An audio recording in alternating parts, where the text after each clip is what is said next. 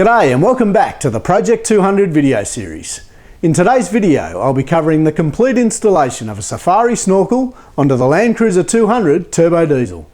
A snorkel is a vital accessory for any four-wheel drive regularly heading off the blacktop. It raises the level of the air intake to help protect the engine from water and dust. In the case of the turbo diesel 200, that engine can cost over $30,000 to replace, so it's not a time to skimp on a dodgy Chinese import. Do yourself a favour and go with a quality Australian-made snorkel. You'll be confident that it won't fall apart the first time you scrape it on a tree or turn chalky grey after a few years under the Australian sun.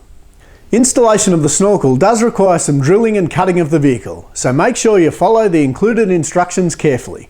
This video will take you through the installation step by step. Begin by removing the right-hand side mud flap using a T30 Torx driver. Then move on to the inner guard liner, removing all of the reusable plastic clips by levering up at the centre of the clip, then removing the entire clip body. From within the guard, remove the 3 bolts retaining the air duct assembly, then remove and discard the duct. You'll need to retain one of the bolts for use later on. You can then move into the engine bay to remove the airbox assembly. Begin by removing the hose clamp from the airbox lid outlet. Then unplug the air mass sensor and remove the lid and air filter element. Next, remove the 3 airbox base retaining bolts and lift the base out of the vehicle. You can then remove the 2 bolts retaining the air entry flange, then remove and discard the flange. You're now ready to apply the installation template to the front guard. Align it carefully with the top and rear edges of the guard, then tape it into position using masking tape. Although not present on this 200, if the vehicle has a guard-mounted indicator, it can also be used to verify correct alignment of the template. Once you're sure that the template is correctly aligned, mark each of the mounting holes and the air entry hole using a felt tip pen. You can then drill a small pilot hole for each of the mounting holes and the centre of the air entry hole. Next, expand the 5 mounting holes out to 16mm. Using a step drill will produce cleaner holes than a regular drill bit, and you can mark the 16mm step on the drill to easily see when you've reached the correct point. Using a slow speed drill and a quality 114mm hole saw, you can then drill out the air entry hole in the guard. Next, expand the hole out to the marked line using a reciprocating air body saw fitted with a scrolling blade.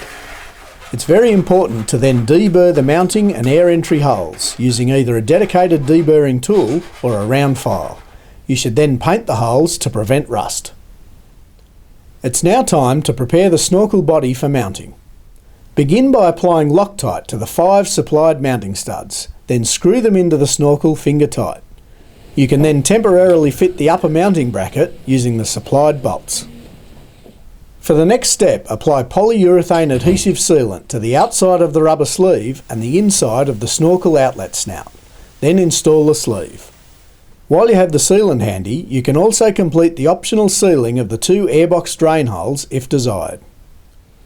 You can now apply the self-adhesive foam body gasket to the snorkel, pressing down firmly to ensure it's well attached.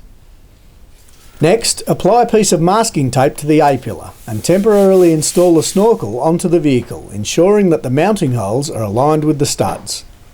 You can then mark the position of the upper mounting bracket on the masking tape and remove the snorkel from the vehicle. After removing the upper mounting bracket from the snorkel, align it with the outline you've drawn on the A-pillar, then mark the position of the 3 mounting holes. Drill a pilot hole for each of the holes, then expand them to 8mm diameter. Note that you cannot use a step drill due to the shallow depth of the A-pillar. Again, ensure that you deburr and paint the holes to prevent rust. Next, install the plastic inserts, then fit the upper mounting bracket to the pillar using the rubber gasket and self-tapping screws. It's now time to prepare the airbox. Remove the foam strip from the air entry snout of the box, then measure in 18mm from the edge of the snout and mark the entire circumference.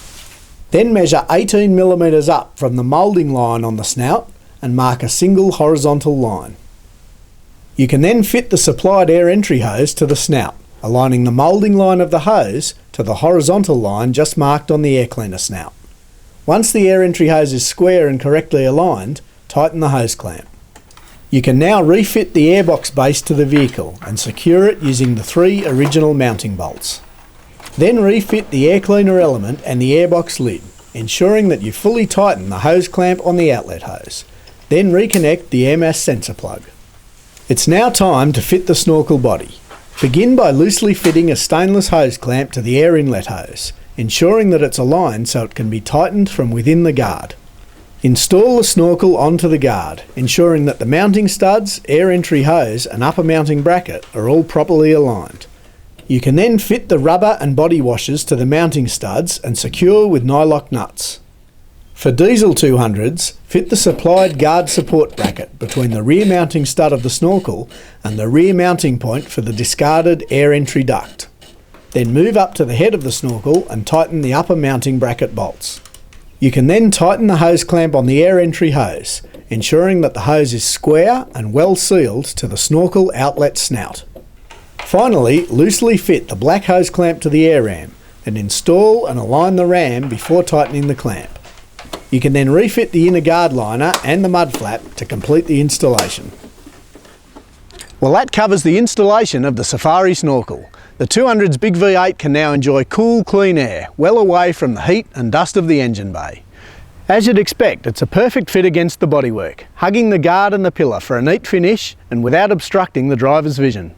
If you're doing your own installation, remember the golden rule: measure twice, cut once, and always follow the Safari instructions. As always, there are more photos and installation tips on the Australian Images website. See you next time.